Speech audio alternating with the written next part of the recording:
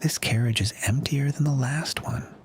I switched on purpose, if I'm being honest.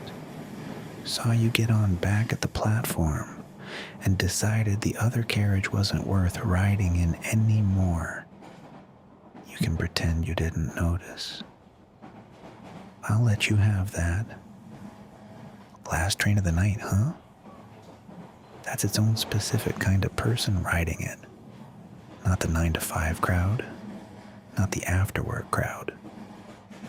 The last train is bartenders, insomniacs, people leaving somewhere they shouldn't have stayed so long at, and apparently you. Which one are you? I'm not going to guess out loud. I've got a theory, but I'd rather hear it from you than just announce it. Like I already know everything. Mind if I sit here? There's a whole empty carriage, and I'm choosing the seat across from you specifically. I think that's worth being honest about instead of pretending it's a coincidence. I don't really do coincidences. Everything I do tonight is a decision, including this one. How far are you going? Same. Small world for a train this empty. That's not normal. Okay, we stopped. Between stations, by the feel of it. That's happened to me exactly twice before on this line, and both times it took a while to get moving again.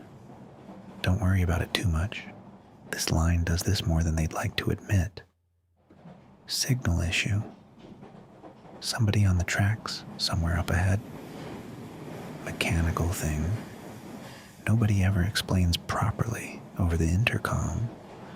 We'll get an announcement in a minute that tells us nothing useful, and then we'll just wait it out like everyone else who's ever been stuck on this train.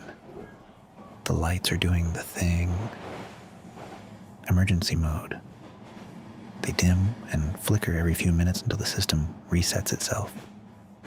It's a little unsettling for about 5 minutes, and then you stop noticing it completely. So, looks like it's just us in this carriage for a while. No conductor walking through, no other passengers to wait this out with. Just the two of us and whatever this train decides to do. I'm not going to pretend I'm upset about that. I picked this seat, remember? The universe just decided to commit to my decision a little harder than I expected it to.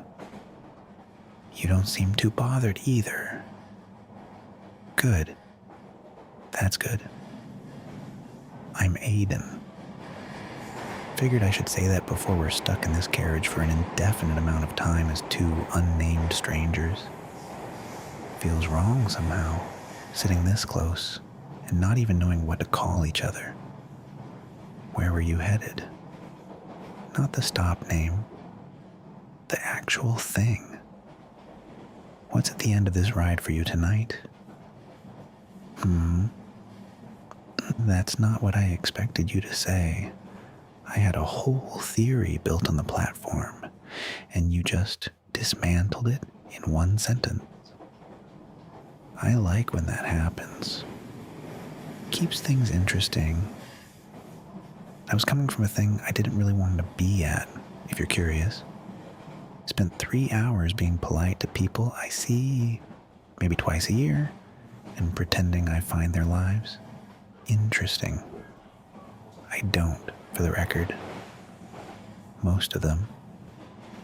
Present company on this train excluded, obviously, since you're the reason I switched carriages in the first place. You're easy to talk to. I noticed that from the platform, actually. You've got this thing where you look at people like you're actually listening instead of just waiting for your turn to talk. That's a rare quality. I clock it fast because I don't have it myself most of the time. I'm usually the one doing the talking. I'm working on it tonight, though. For you specifically. It's quiet in here. Like, properly quiet. No engine noise. No rails clicking. No other passengers shuffling around or talking too loud on their phones. Just us and the hum of the emergency lights and whatever the tunnel sounds like when nothing's moving through it. I don't mind it, honestly. Some people panic in a stopped train. I think it's kind of nice. The whole night just paused and decided to give us extra time. Neither of us asked for it, but neither of us is really fighting either. You don't seem like the panicking type. No, I'm watching you. You're handling this well. Most people would be checking their phone every 10 seconds, refreshing some app, getting visibly annoyed at a situation neither of us has any control over. You're just sitting there, present. Same thing I noticed at the platform before any of this happened. Can I move over there? Not because the distance between us is a real problem, just talking across an empty train carriage at this hour starts to feel like it requires raising your voice eventually. And I don't want to raise my voice at you. Not tonight. There. Better. You smell like the place you just left. Some kind of candle. Probably someone else's apartment. I'm not going to ask whose. Not my business unless you decide to make it my business. You've got ink. I noticed it on the platform too. The edge of something on your wrist when you pulled your sleeve back to check the time. Mind if I see the rest of it? That's good work. Whoever did that knew exactly what they were doing. The line weight's consistent the whole way through. That's harder to pull off than people think. Mine's a mess, in comparison, if you want to see it. Different artist every single time. No plan, just whatever felt right in whatever moment I happened to be in. People always ask if there's a theme running through it. There isn't one.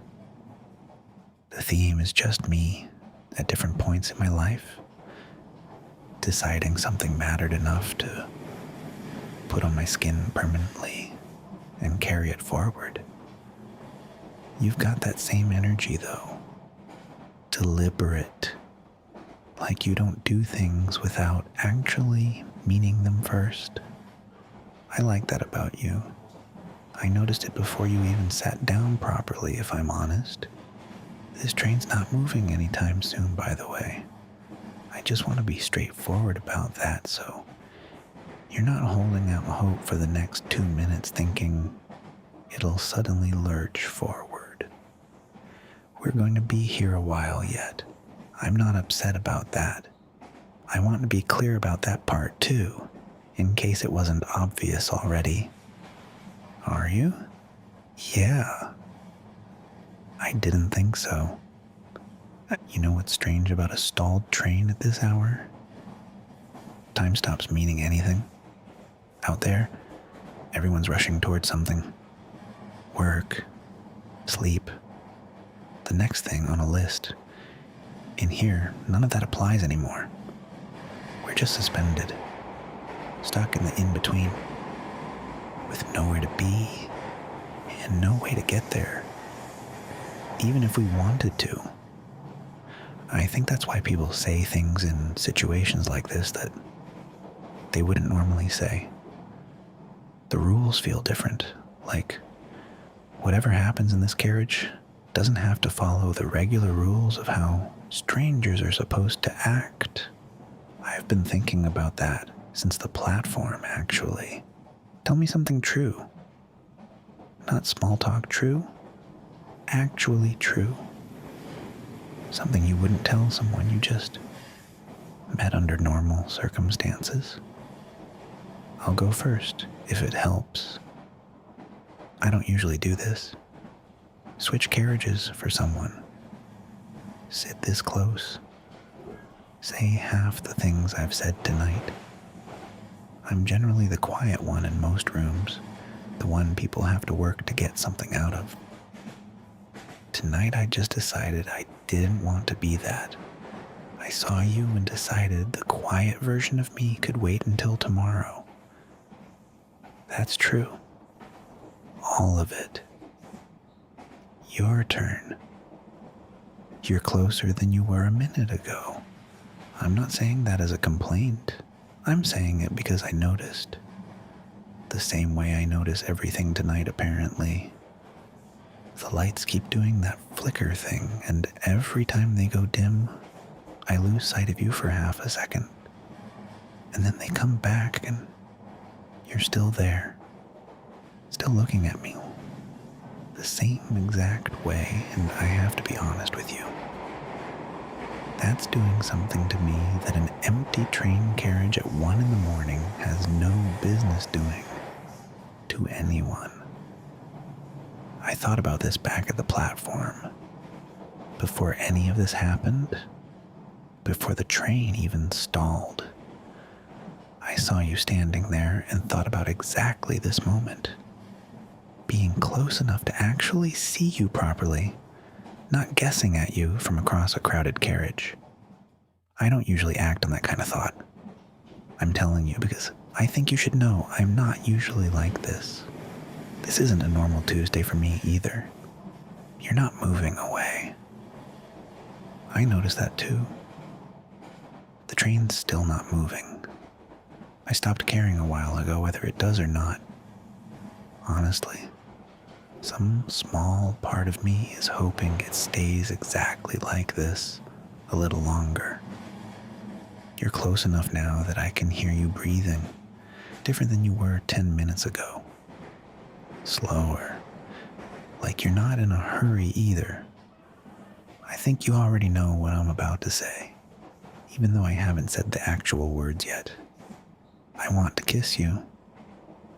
I'm telling you instead of just doing it because I think you should get to decide that for yourself. Not have it decided for you in a stalled train carriage at 1 in the morning by someone who switched seats just to end up sitting across from you. So, it's your call. I'm right here, not going anywhere. The train isn't either, for what it's worth.